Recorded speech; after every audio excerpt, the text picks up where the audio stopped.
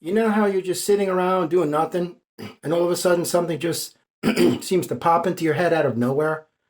That you say, "Oh, I just came up with this idea or this invention." Well, I can just tell you that it's being deliberately placed there by higher vibrational celestial beings. For example, your angels are placing inspirational thoughts, messages, perhaps even song lyrics to cheer you up, to make you happy. They implant memories that you think back to and go, wow, those were great times. Anything that they can do to raise your vibration. And as well, these are inspirational ideas. So you could be sitting around just doing nothing, and all of a sudden something seemingly just pops into your head out of nowhere. Well, it's being placed there deliberately for a reason, in the hopes that you act upon them. For example, you could be sitting watching television and see somebody on TV, promoting their invention that they just patented. And you go like, oh my God, I had that idea 10 years ago. Exactly. Because your angels sent you that idea and you didn't do anything with it. So that idea was sent to somebody else who did something with it. And they made something of it. They brought it to fruition. They realized it in the physical. So that's exactly what's going on. You don't come up with anything, and things don't just pop into your head out of nowhere. It doesn't work like that. These are being deliberately sent to you by higher vibrational beings. You can call them angels, guardians, guides, your loved ones who have crossed over, who are safe and at peace with God, mentors, ancestors. The name is irrelevant, but these are souls that love you so much unconditionally that they're willing to do everything they can to cause you to elevate your vibration and for you to change your dynamic and your reality and the world around you. So it's just like a divine offering saying, here is an amazing gift I can give you. Do something with it. And if you don't do anything with it, then it gets sent to somebody else who will. But also conversely, the antithesis shall be spoken of the darkness.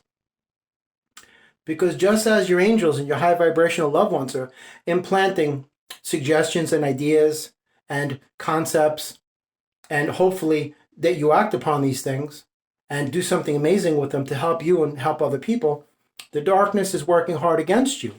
Because as I have said in a previous video, the darkness will always give you everything you need in order for you to destroy yourself.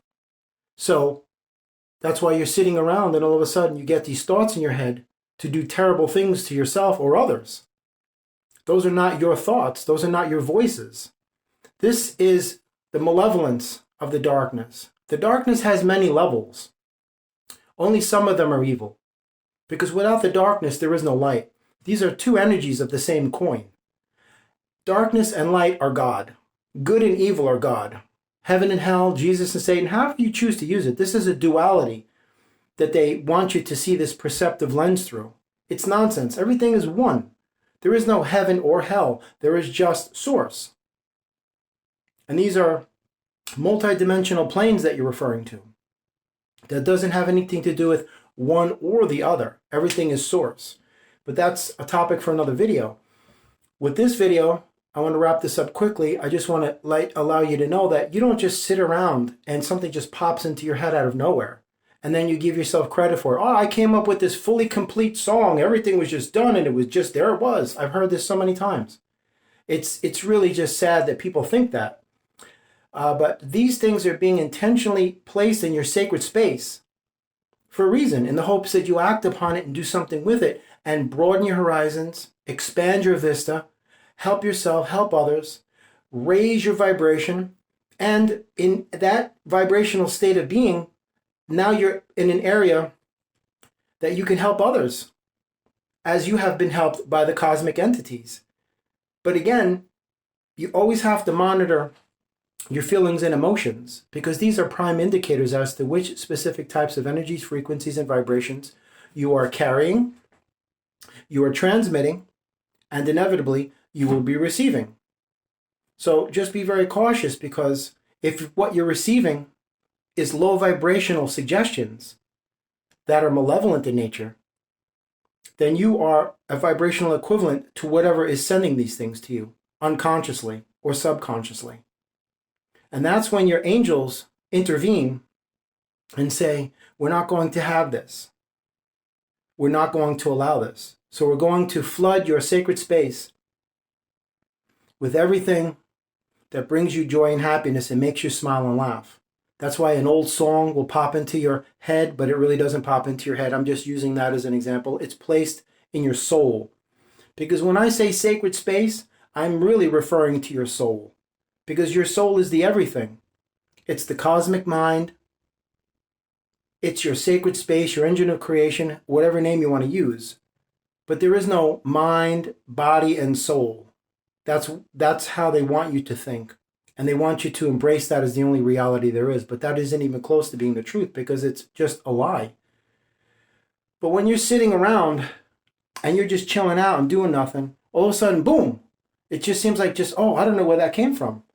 Because somebody or something that loves you so much is going out of their way and saying, I'm not going to let you fall or fail or destroy yourself. So I'm going to place this gem inside your sacred space in the hopes, through the power of suggestive influence, that you act upon it and do something with it to better your life and change your situation. And as I've said before, without darkness, there's no light. Without light, there's no darkness. There's no such thing as all light or all darkness. The darkness is going to recognize this and go, we're not going to allow it. We're going to fight this thing.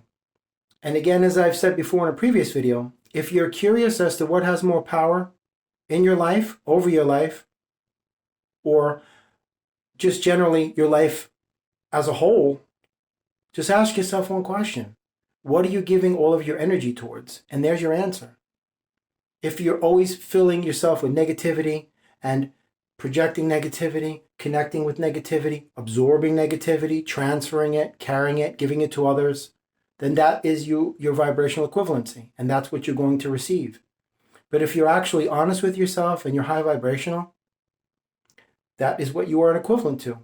And the universe recognizes everything. Contrary to what you're being told in mainstream media, that the universe can't understand, or they can't they can't determine either positive or negative. They can't tell the difference.